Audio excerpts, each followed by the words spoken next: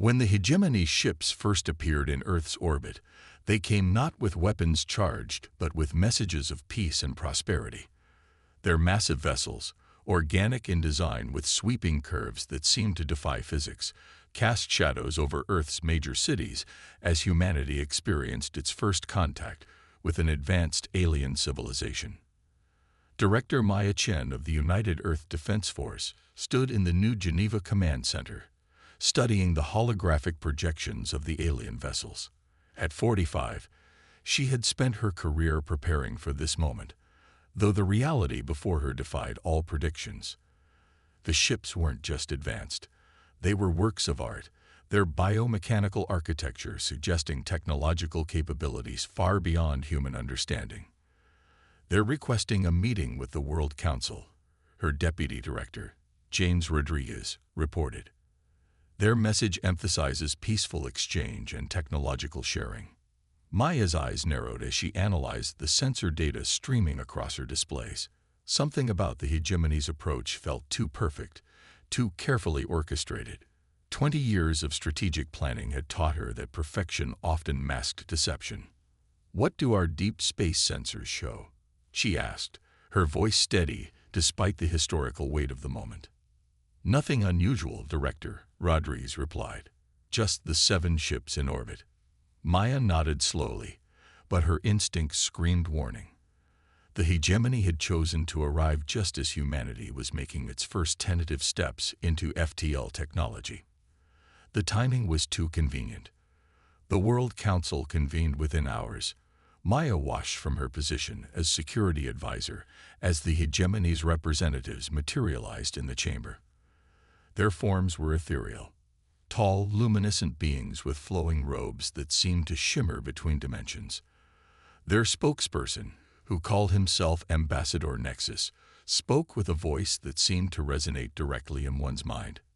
"We come as friends and guides," Nexus announced, his words flowing like honey. "The hegemony has watched humanity's progress with great interest. Your species shows remarkable potential, and we wish to help you join the galactic community." The council members were captivated. Maya observed as Nexus outlined the hegemony's proposal: technological exchange, cultural sharing, and protection under the hegemony's banner. It all sounded perfect. Exactly what humanity had hoped for in its first contact scenario. Too perfect. In the weeks that followed, Maya authorized a series of covert operations, while the world celebrated, and the hegemony's representatives dazzled global leaders with demonstrations of their advanced technology. Her teams worked in silence. They analyzed every scrap of data, every communication, every energy signature from the alien vessels. The breakthrough came during the 3rd week. Dr. Sarah Morrison, her head of Synotechnology Analysis, burst into her office well past midnight. "Director, you need to see this," Sarah said, her dark eyes intense with discovery. She projected a complex energy pattern into the air between them. "We've been analyzing the quantum signatures from their ships. There's a secondary pattern hidden beneath the primary broadcasts." Maya leaned forward, her breath catching as she recognized the implications. "They're scanning us. Not just our technology. They're mapping everything," Sarah confirmed. "Military installations, resource deposits, population centers. But more than that, they're probing our quantum capability. These scans," she manipulated the projection, revealing layers of data. "They're testing for signs of advanced weapons development." Maya felt a cold certainty settle in her chest. The hegemony wasn't here to guide humanity. They were assessing a potential threat. Their gifts of technology were carefully chosen, impressive enough to awe, but nothing that would truly advance human military capabilities. They were containing humanity's development while gathering intelligence. She initiated her contingency protocols that night.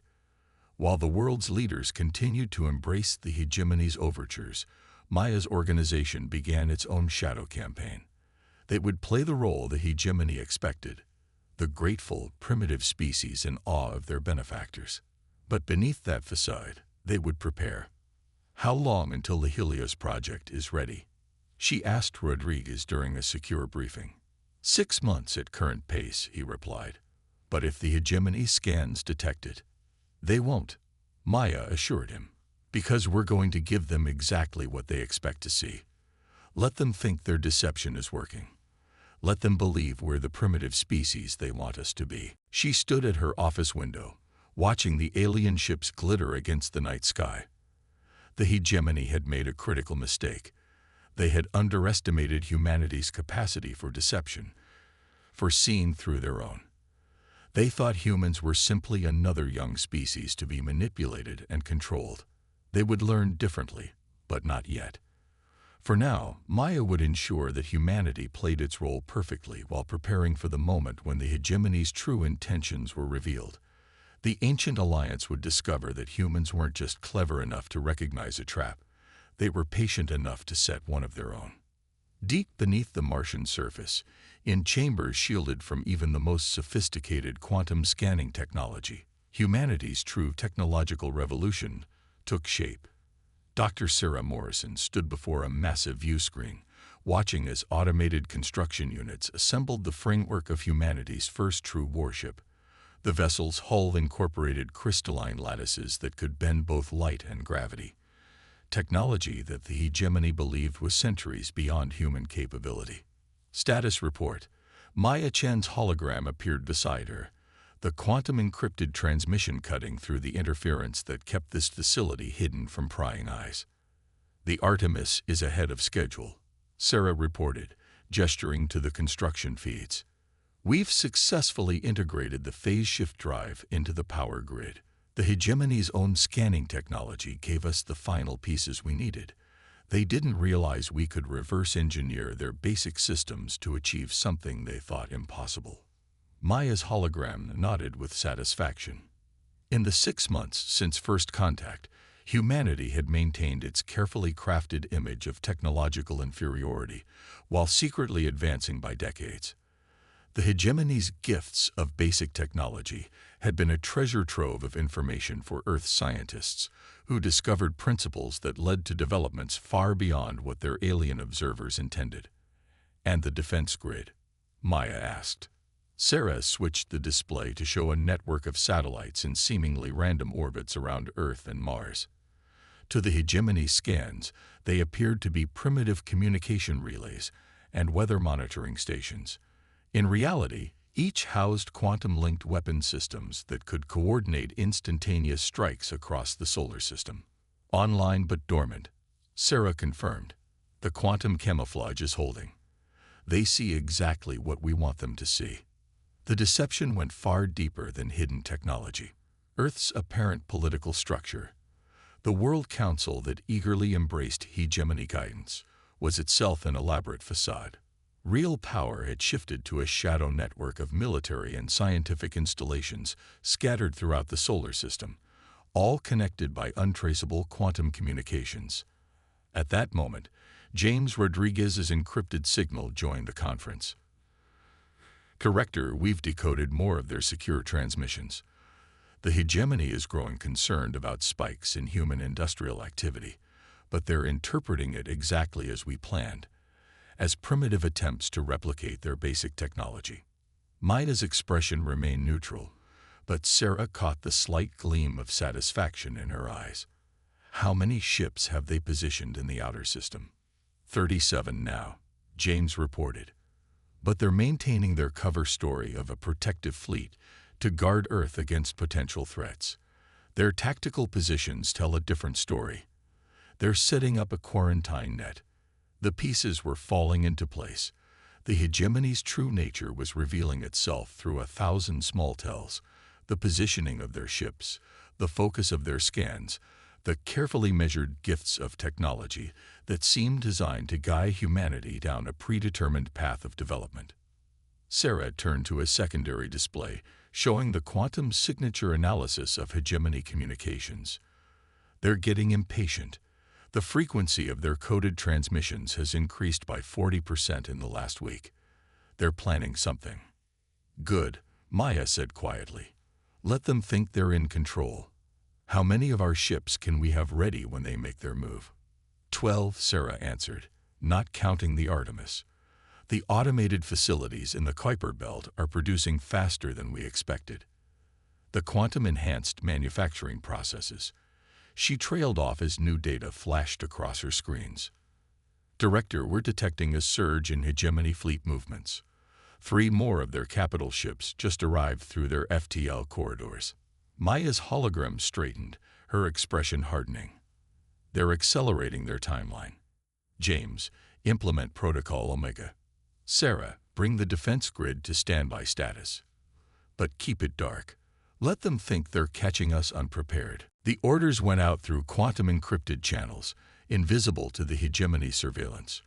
Throughout the solar system, hidden facilities hummed with activity while maintaining their facade of primitive technology. The Artemis's construction accelerated, its revolutionary systems coming online in perfect secrecy. One more thing, Maya added before ending the transmission.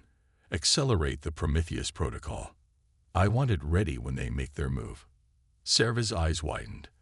The Prometheus protocol was their most ambitious project, an application of quantum mechanics that the hegemony had dismissed as theoretically impossible. If it worked, it would change the nature of space combat forever. Understood, Director, she acknowledged. As Maya's hologram faded, Sarah turned back to her work. The hegemony thought they were dealing with a young, naive species eager to learn at their feet. They would learn too late that humanity had taken their lessons in directions they never imagined possible. In orbit above Earth, the hegemony ships continued their patient watch, their crews confident in their technological superiority.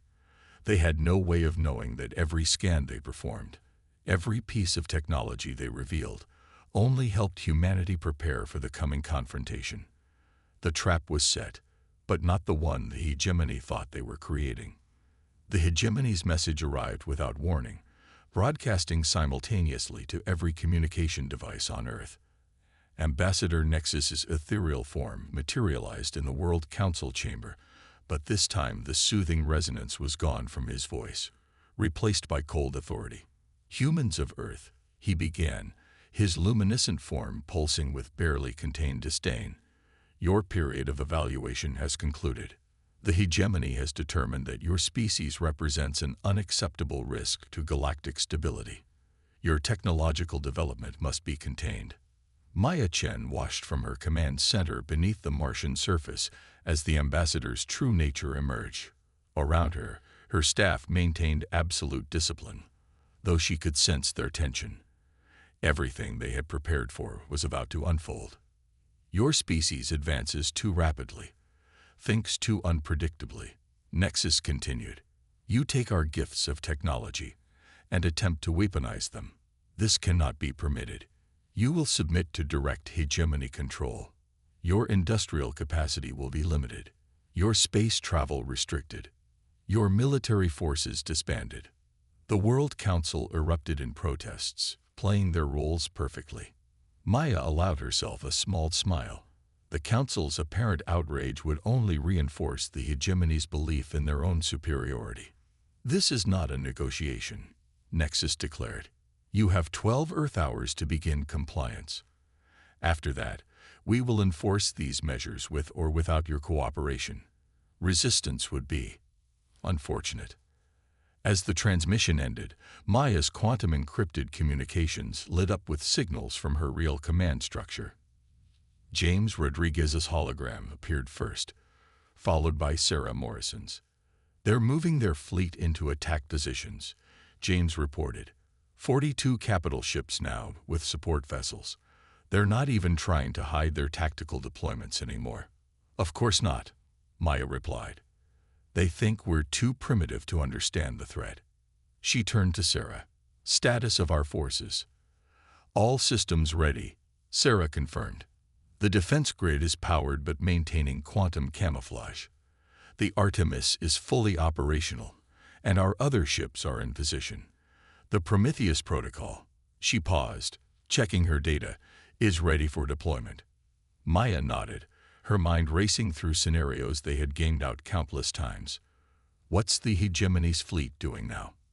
Positioning for a show of force, James answered. They're arranging their ships for maximum psychological impact, making sure their fleet is visible from Earth's surface.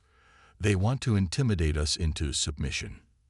Their arrogance is our greatest advantage, Maya noted.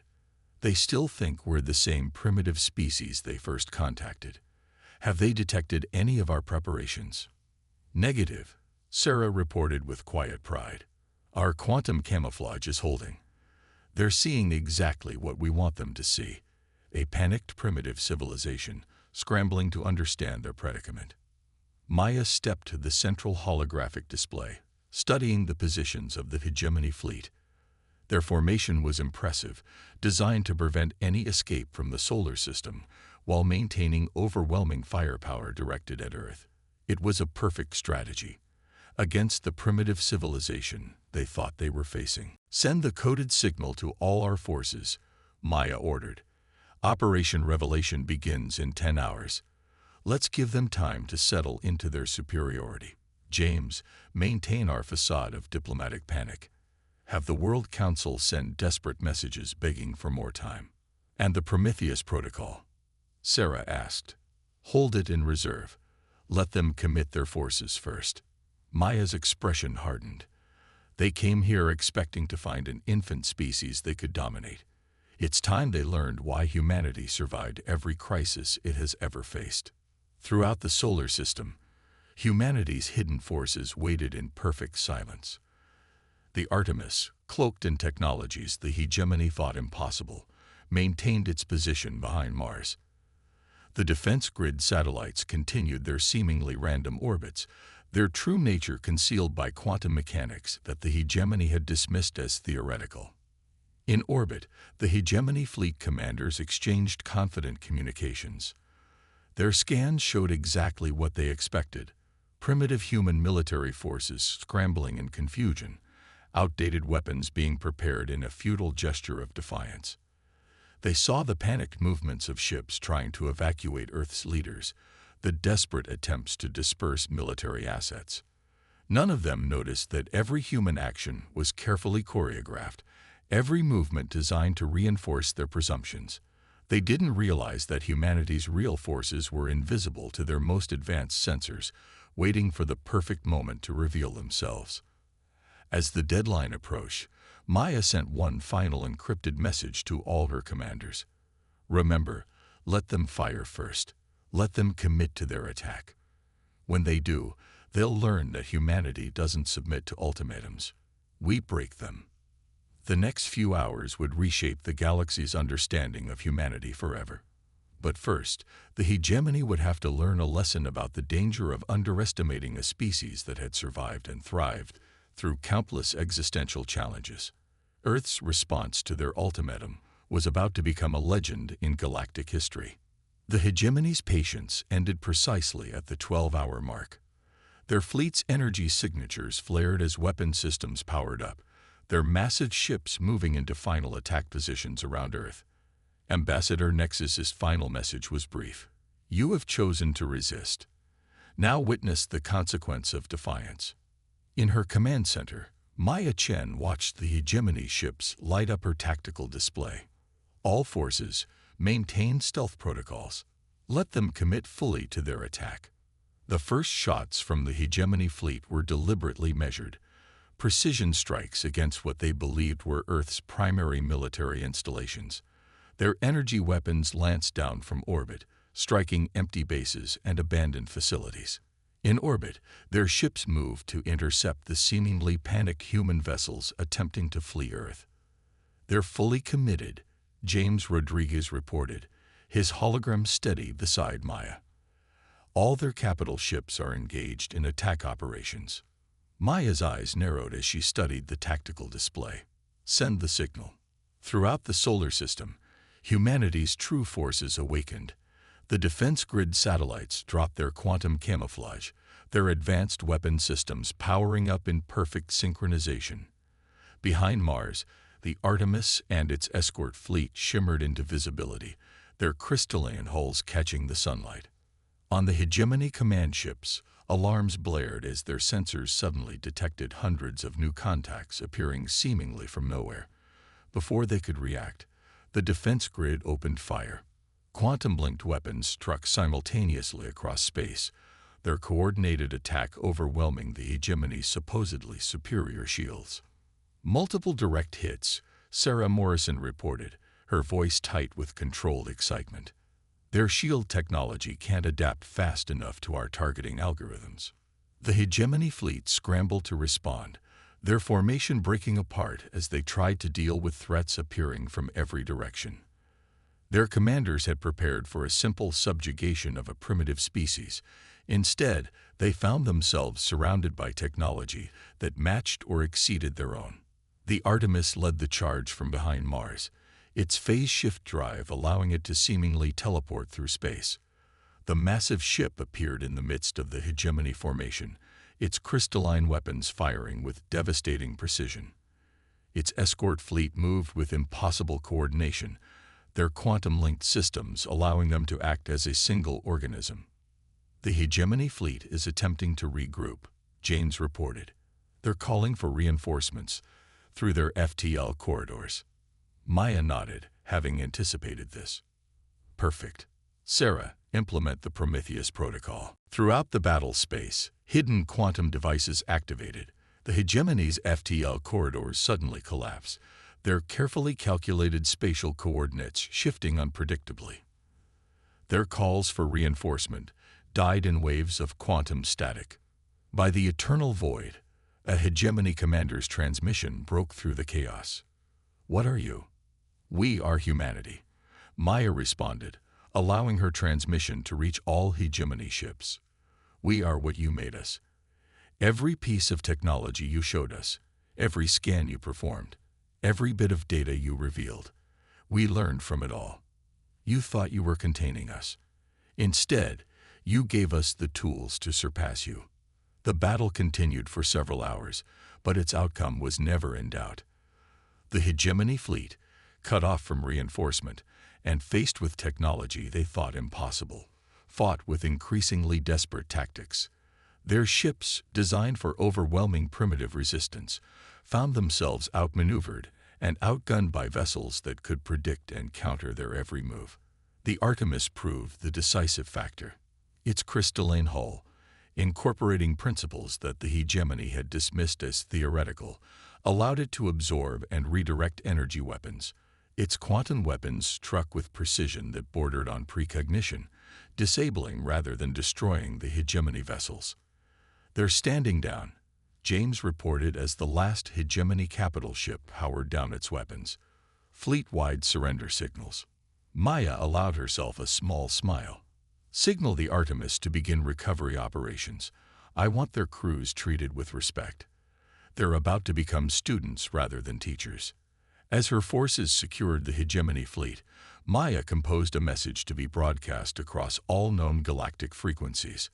The galaxy needed to understand that a new power had emerged, not through conquest or subjugation, but through humanity's unique ability to learn, adapt, and innovate. To all sentient species, she began, humanity sends greetings. Today's events may seem shocking, but they need not lead to further conflict. We invite representatives from all civilizations to Earth for open dialogue. The age of deception and manipulation is over. Let us begin an era of true cooperation and mutual respect. As her message went out, Maya watched the tactical display showing the disabled hegemony ships being escorted to secure facilities. Their crews would soon learn the full extent of their miscalculation, not through punishment, but through demonstration of humanity's true nature. The species they had tried to subjugate would instead offer them partnership in exploring technologies they had thought impossible. The battle was over, but humanity's greatest challenge was just beginning. They had proven their military capability.